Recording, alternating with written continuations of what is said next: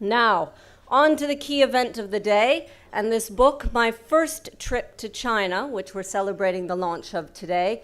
Joining us for lunch, we've had CPO, Helmut Somin, Tom Gorman, and Frank Ching, who have all contributed to this book, along with Sir David Tang, to talk about their first visit to a country that many of us are in and out of all the time, and a reminder of the deep change that has taken place, to give us their perspective of the first time they went.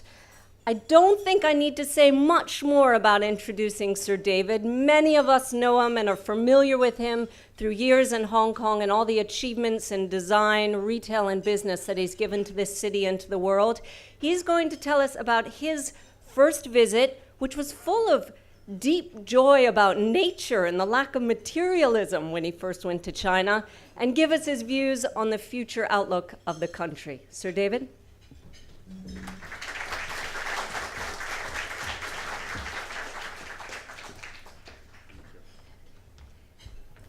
Thank you. I was told that there was going to be a few of you, so I didn't want to risk ramble on. So I actually wrote down what I was going to say.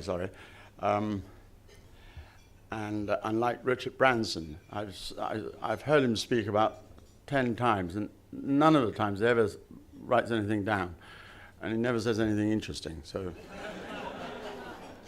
if he comes through Hong Kong, do not ask him to come and speak, unless you want an antidote to insomnia. Today, we Chinese in Hong Kong feel thoroughly Chinese and regard ourselves as living in part of China. Even foreign residents in Hong Kong have long forgotten about the British colony and must be very conscious of their living in a Chinese city. But not so long ago, this was not the case. I remember distinctly the first Chinese television soap, Mong Zhong Yan. Those Cantonese speakers of a certain age will remember, or The Man Within a Web, if we might translate it, in which a mainlander was caricatured as a country bumpkin, frowned upon as ignorant, unworldly, and awkward. It was really with contempt that Hong Kong populace regarded the mainlanders at that time, nor did it like the way the British colony was being handed back to the motherland. It's easy to forget today that when 1997 was mooted, all the tycoons were trying to persuade the British government not to return Hong Kong sovereignty to China. I was asked by a number of them specifically to lobby the Conservative government at the time, even to the point of offering and being accepted contributions to the Conservative Party. I've got photographs and records, so beware. When Geoffrey Howe, the British Foreign Secretary, came to Hong Kong to announce the inevitability of 1997, there was actually much doom and gloom, especially amongst the tycoons. Of course, precisely those tycoons who have expressed skepticism at that time are now professed and ardent patriots. I must say I find it rather irritating when I see them rather unctuous in front of mainland officials, but also before foreigners of their own kind to whom they brag how magnificent China has become in the last 2 decades. Whenever I have a chance, I always go up to them and ask these tycoons, well, if you think China is so magnificent, why don't you go and live there? And of course, they sort of mumble saying, well, I don't need to. I said, well, why don't you? I can't think of anybody. I mean, I've now come across at least 10 or 20 people who exalt the virtue of China, and none of them actually go and stay there even, let alone live there. Anyway, but all that's history, and I don't really intend to dwell on it. Nor will I dwell on that very first visit of mine to China, nearly 35 years ago, climbing the highest peak at the Yellow Mountain, when I felt distinctly Chinese, with an acute sense of homecoming. It really was a rather amazing feeling of belonging to a country, finally, and not being in a transient place, as I felt some of the time being in Hong Kong. I didn't realize at the time that China was actually at an absolutely critical juncture at the end of 1979. Death of Mao, those terrible legacies of the Great Leap Forward and the Cultural Revolution were finally beginning to subside, had effectively placed China in a sort of vacuum.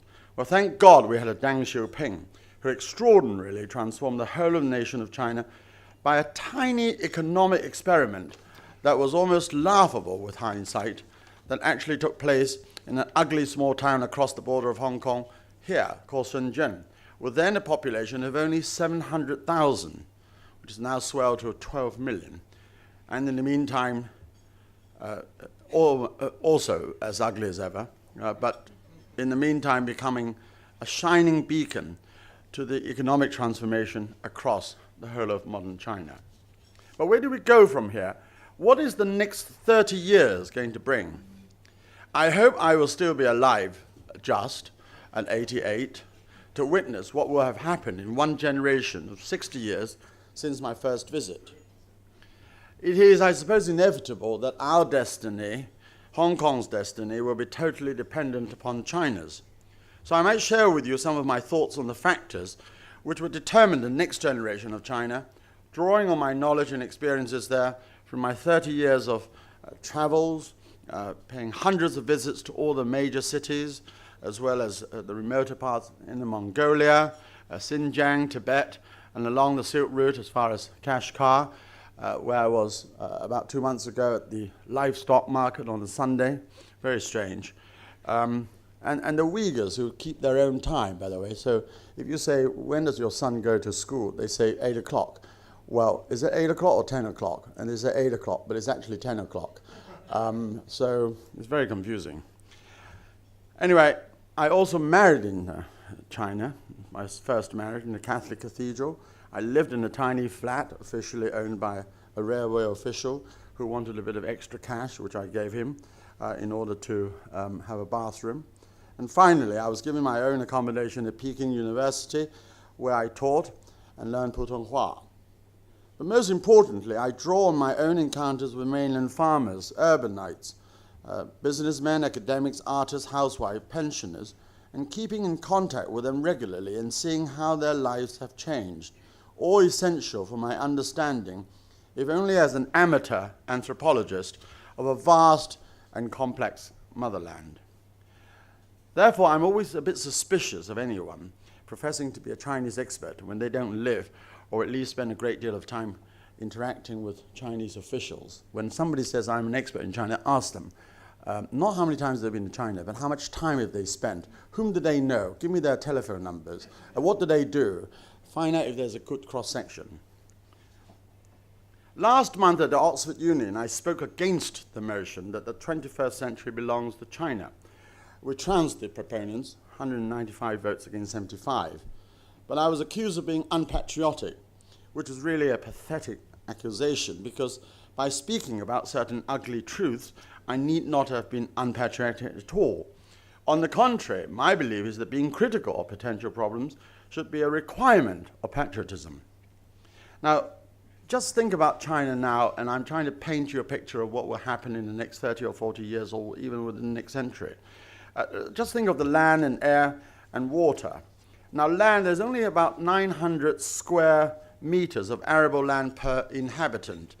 Now, that might not mean anything to you, but that is actually less than 40% of the global average. So there isn't enough arable land. And it's even more alarming that wholesale rural areas are being turned into urban cities. You will have seen a television program and have heard other huge schemes where wholesale villages are turned into concrete jungles. Air, totally polluted, appalling, as we all know.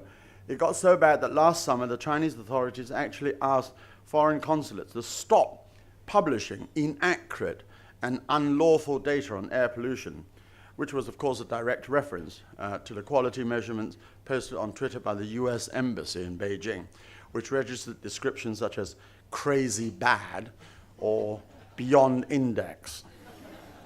Then there's water. The over-extraction of groundwater and falling water tables are huge problems in China.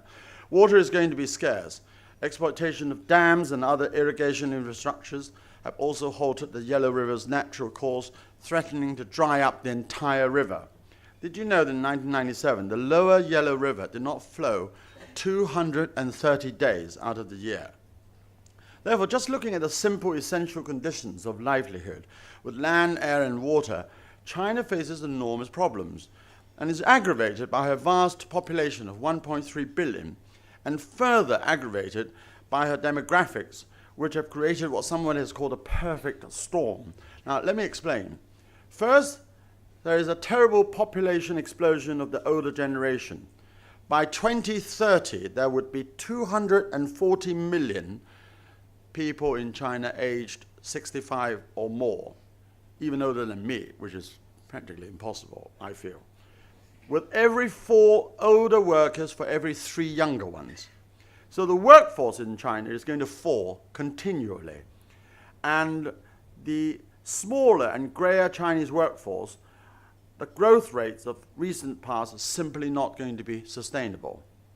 Secondly, the swelling class of the senior citizen will undoubtedly place enormous economic pressures on China because they need to be fed. They're not working anymore. And then with a shrinking working force, that's going to be even more problematic. Third, because of the one-child policy, which tend to favor boys, with appalling statistics on the infanticide of girls, China has become a great imbalance between male and female. Already, there are over 120 boys for every 100 girls. This result is going to be a growing population of unmarried and, need I say, frustrated young men. And I wouldn't for a moment underestimate the frustration which I liken to a time bomb, unless China turns incredibly homosexual, is going to be a real problem. Fourth, the one-child policy also meant that for this generation already, there are no more brothers, no sisters, no aunties, no aunts, no nephews, no nieces, which goes directly against that traditional Chinese family structure of relying heavily upon blood relatives, both at home and in business. But perhaps the most critical question on China's advancements, other than land, water, and air and demographics, which are bad enough, rests with the leadership, or now, as we know, 7 members of the Standing Committee of the Politburo, whom we have seen, but not being able to make much out of, really. So little is known about those chosen few, how they work, how they think, how they come to their conclusions. I mean, I just wish one of them, or half of them, would actually show some feeling, or let go a little bit for 2.5 nanoseconds, so that we know that they actually have got gray cells moving in their brains and say something that was useful. But we don't know. It all happens behind closed doors. And the major decisions of state, blanket of opacity, which has not changed since the founding of the Communist Party in 1949. This has created an enormous amount of mistrust. And not surprisingly, there are continual protests all over the country on abuses of power, involving bribery and corruption and social injustices. There seems to be a total disconnect between government and people. And this dysfunctionality can never be the basis of a great nation. You cannot have any great nation if there is such a disconnect between the government and its people. But what I would like most of all to highlight today is the plight of the individual in China. Far too often we have conferences and seminars and lectures and articles about China as a country, the sort of progress it has achieved, the numbers on her economic growth, the rising GDP, the diminution of poverty, rise of middle class, etc., etc. Yet seldom do we focus on the individual. It's all very well to talk about the progress of the damming of the Three Gorges, but how about the plight of 1 million people who have been displaced? It's all very well to talk about the great Olympic Games with the diversion of water into Beijing for the enjoyment of visitors and for the world to see. But how about the places from which the water had to come, namely Hebei and Shanxi provinces, which are already devastated by drought and severe shortages? Even worse, none of it was required because there was no shortage. It was exactly 100 years ago when China became a republic with a promise of democracy, bringing to an end 4,000 years of dynastic rule.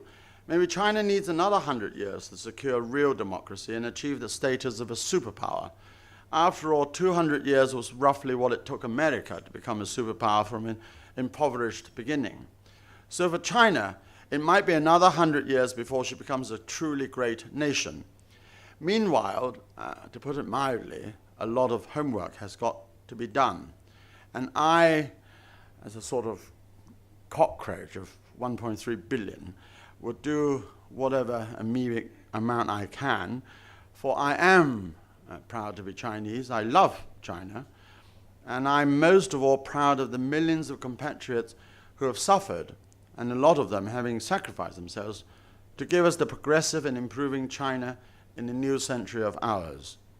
Not often enough do we pay sufficient tribute to this vast body of men and women who have gone before us and effectively making us the fortunate beneficiaries of a confident nation in a modern world. I would ask that each of us contributors to this anthology dedicate our comparatively insignificant stories to all these ordinary Chinese compatriots of ours, because I think that they deserve a lot more attention than the numbers and conferences. I mean, every day I hear of conferences and I go to them and I hear boring speeches and even more tedious statistics. And never do we pay enough attention to the millions of people who have actually suffered. And I hope that we will never forget that they are the real people. Their shadows are the ones who have actually enabled us to enjoy what we have. And I hope that China will become a great nation in the 21st century, although there are many, many problems which have got to be overcome, and I can only be optimistic. I don't want to bore you further. I will be very happy to take questions after this. I hope I've made some sense.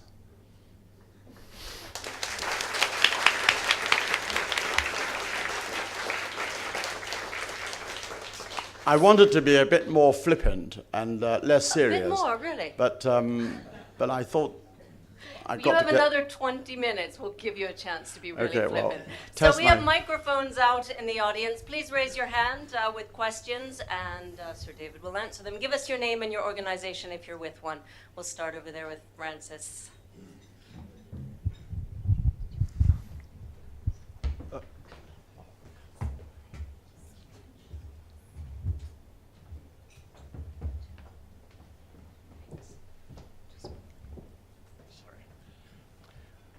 Yes. Thank you, Sir David. Francis Moriarty, FCC Board. I'm just wondering, in this expression of hope that you've made for the nation, what role, if any, do you think Hong Kong can actually play in making things turn out in the direction that you hope? And I suppose along with that is, how sanguine or not are you about the future of Hong Kong? Well, we know. Is this working? Yep. We know that we can't really rely on our chief executives. We've had a couple, or three, who keep on telling us that ruling Hong Kong is not exactly what it seems to be, namely that we or they have to listen to China, which is a rather defeatist attitude and one which I hate listening to.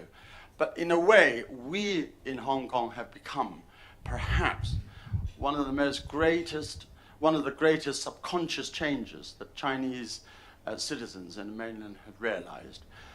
If you just think in 1997, we had about 1.5 million visitors, accounting for about 25% of our number of people who visit. Today, we're almost at about 30 million, about 65%. That's 16 million. Now, just think of the tens of millions of Chinese who have come over here, from being prostitutes to young people who want to seek a greener pasture, to older men who want to come and not be followed into a porn movie, to young ladies who want to be feminists. I mean, a whole cross-section of people. And they have tasted freedom here. And I think we take it for granted about freedom that other people don't. And I can tell you that in China today, even, there is a sort of fear. And I'm afraid that I have not seen that diminish over the 30 years that I've been going back and mixing with people. There is a soft reign of terror, and you can't do this, you can't do that, and you're always looking over the shoulder. And even for us, who are used to Hong Kong, don't you feel when you're in that seat of the Dragonair, flying back into Chat Lap Kok, and you suddenly feel a sigh of relief that in fact you are out of the clutches of what shouldn't make you fear or disturb you, but nonetheless that automatic feeling of a huge sigh of relief that you can come back and chuck the laundry into the basket and expect it to be clean the following day, and being able to go out and spend any sort of money you want and get drunk possibly, and even smoke a cigarette round the corner. So what we mustn't underestimate is that we have provided here a haven for millions of Chinese who would have seen and experienced the kind of freedom that they would want to aspire to. And that is the most we can do. We don't need to do anything else except to make sure that we don't lose that ourselves here. In the back, orange shirt, Alex. Yeah, I'm Alex McMillan. I'm a freelancer. So, David, I'm also worried about this ticking time bomb of the imbalance between the sexes in China. And I'm wondering, what can be done about it? Sorry, what do you say? You're worried about what? The ticking time bomb of the imbalance of the the sexes ticking in time China, yeah. And, The sexual experience, yes. yeah, well, the... Are you homosexual? No. But the... So you're particularly worried. Well, no, I can see it Then leading go to... to China. Stay up here. I can see it leading to some serious social problems and perhaps even sort of a more warlike China, let's say, in the future. Do you agree? I mean, I don't know. I mean, I just wouldn't like to think of a nation of, 50 million, 100 million people who are absolutely frustrated and they can do all sorts of crazy things. But I mean, it's not a healthy, when I mean a time bomb, I don't mean necessarily, people going crazy and start mowing people down or chopping people with cleavers. I'm really talking about total frustration, and it would breed a generation of discontented and people who don't feel confident, and that would be extremely sad. And if you're talking about 120 to 100 already, you're probably talking about 130, even going up to 135 to 100 eventually, and that's a great number of loose men. And ugly ones, probably, because they can't get rid of the beautiful ones. I mean, what do you do? Very little, because we live in a visual world as well, I have to say.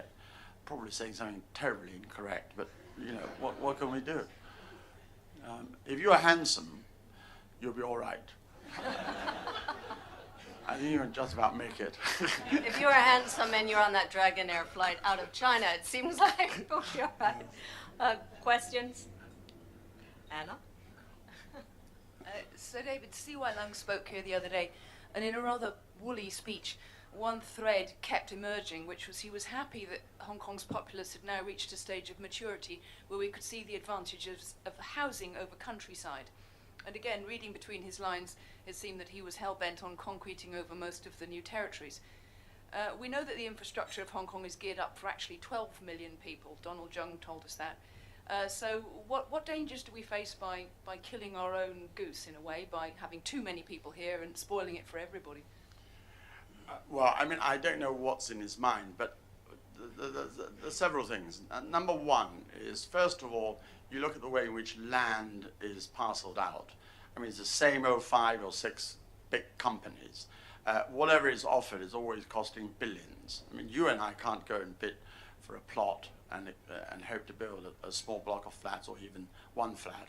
We have no chance. I never understood how all these agencies name Hong Kong as being one of the freest in the world.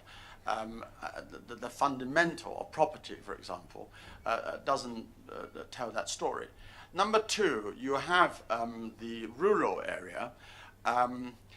You remember that it was Kwok Tak Shing who actually brought up all the letters B and actually caused a whole lot of people to emigrate to England at the time because we were eligible for British passports automatically.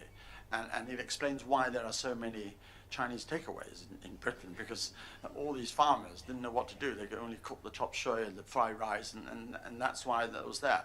But in a rural area now is compounded by the fact that half of it is already wrapped up in concrete by Sun Yong Kai, but the other half is ruled by an oligarch of rural czars who say that they're entitled to this and entitled to that because of land rights and ancestries and so forth. And there's no way of appeasing them, but politicians are so afraid of them because they want their votes, and their votes are very important. Now, what happens to Hong Kong was the unwitting substances that happened, that make McLehose build up a welfare, effectively a welfare system of subsidized housing. There is no other place on earth like Hong Kong which has over half of our population living in subsidized housing. So it's a good thing in a way. I think that when you say destitute people should be given a roof over their head, if it was concrete, I would say fine. But if you're going to say, let the big developers go into Sai Kung Country Park, carve half of it out, so that they can build some of these absolutely ghastly and appalling semi-detached bijou residences, which pass as palatial, multi-billion-dollar residences, and occupied by total hollowness, then I would say absolutely not. And it is the one thing which we should all fight against. And I hope he means the former, not the latter. So I hope that he means working for the really bad and the poor rather than for the rich. Other questions? One for me is, and I'll come to you in a moment, is this, which you talked about at the podium, about this zeal for being politically correct when talking about China and the future of the nation. When people don't feel comfortable outside of China speaking out about their concerns or their criticisms, what sort of damage is that going to do in the long run? And how can people feel comfortable speaking out? Well, they don't. I mean, they in fact, it's worse when they feel comfortable, when they should actually, when they close their eyes, know that they are rather disingenuous. It always makes me laugh and say, well, you know, are you going to be let in by the Chinese government? I mean, what is the Chinese government? People tell me, oh, I've been invited to China by the Chinese government. What the hell does that mean? I mean, what does it mean? And people say, I've got very good connection with the Chinese government, as if somebody was actually watching over you. The truth of the matter is that, you know, if you're unimportant enough, you'll say what you want or not say what you want. If you're unimportant enough, people wouldn't give a toss anyway. I think that at the end of the day, the communists are not stupid. They can distinguish the grease pot and the genuine constructive people. I've always believed that you can only be yourself and be honest. If you cannot be honest and you go around peddling all sorts of platitudes and just give a blanket blessing to everything that, you know, our government does, that cannot be right. So I think it's up to the individual. I would want all of you to start challenging, listening to some of the people in this town when they, first of all, widen their grin during the sort of some of these cocktail parties where suddenly a couple of waxworks come forth, and then telling people, how well they're connected and how wonderful China's progress is. I tell you, I had an argument the other day furiously with a man who is a multi-billionaire, not that he wanted to live in China, but he says China is great because 300 million people have been lifted out of poverty in the last 2 decades.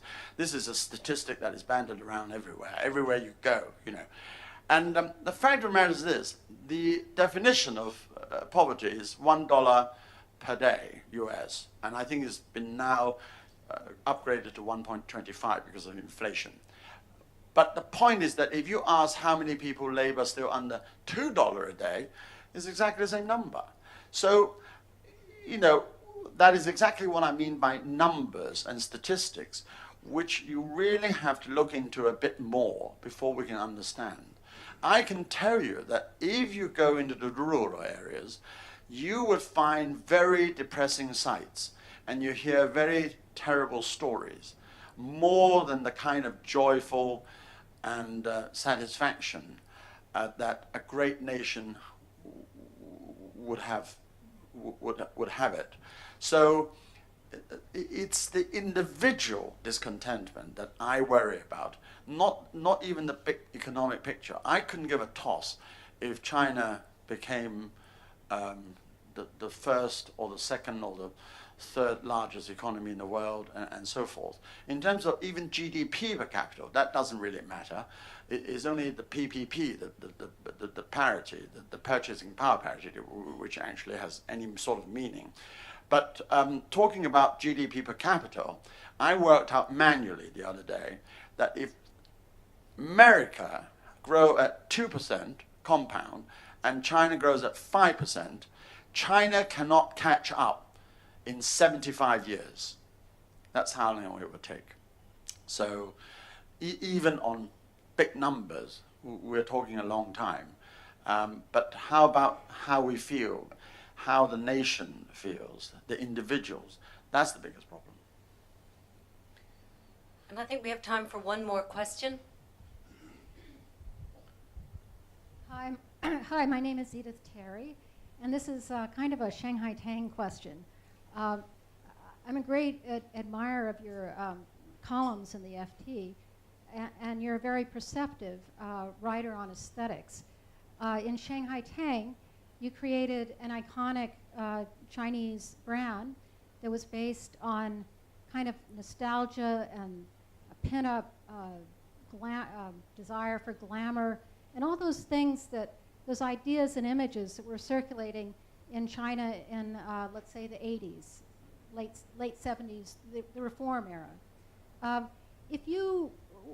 I wonder if there's anything in the aesthetics of China today, whether it's the rebellion of these protest movements or street artists or anything going on now that kind of speaks to you in the same way.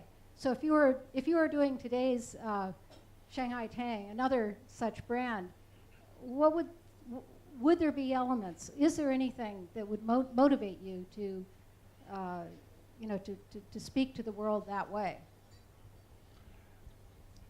Very long question. I think you got slightly lost there yourself. I mean, obviously it can't be from protest. I mean, that would be appalling. You are probably talking about general the way in which one finds a modern city in China today, what I might copy or I might value as good enough for it to be duplicated into mainstream fashion. Is that what you're saying? Sorry, I should just Just shout. yes or no? More or less. Yes? More or less? All right. No is the answer. I mean, today, China, if you go into any city, is the most depressing sort of view you see. It's like it reminds you so much of the sort of good old Soviet Union days with the blocks of concrete after concrete after concrete. And the appalling thing is that it's slightly better now, but before they were all empty, because I suddenly realized that what happens is that all the units own these sort of buildings, and there's always an argument within the unit. So it's the railways or the medical hospital or the whatever it is, and they own all these structures. And there's always an argument about who would actually live there. And then there's such intense argument that they can never agree. So that all these blocks become empty. And we were just talking about any city you go into, there's that terrible stench. It was made out of soot, coal, laundry and lard. Lump them together, you've got that smell, and I can smell it round the corner, three blocks away. And when I was living in Beijing, I smelled that every morning in the fresh air, and it's very identifiable, and that isn't good. The only thing good about it is that you start pedaling faster to try to get rid of the smell, but you don't realize, as I soon realized, that the whole damn city is full of it, so you can't really get away from it. And the other great thing about living in China is it precisely the cycling. Now it's all gone, and there are more cars than cycles. It's appalling. They now have rules in Beijing of not being able to use your registration on a very complicated system. 135 on Tuesday, Friday, leap year, God knows what, and then you get fined. And of course the very rich people just have all the cars that they want, and then they go on. A very stupid system. But you can't go anywhere in Beijing now without allowing for at least 2 hours. Pointless. Well, on that note, you can get around Hong Kong quickly, and it's 2 o'clock. I know a lot of people have to get back to work. Sir David Tang, thank you very much for that refreshing, honest, and yes, it was entertaining talk and lunch. We wish you a Merry Christmas and a small gift from the club for coming to join us today. What is it? Oh, I don't know. You'll have to It's always a find out. tie, which I would never wear. Let's be honest. You can exchange Oh, it really? downstairs. Oh, good. You can have a pen if you like. Thank you very much for coming, everyone.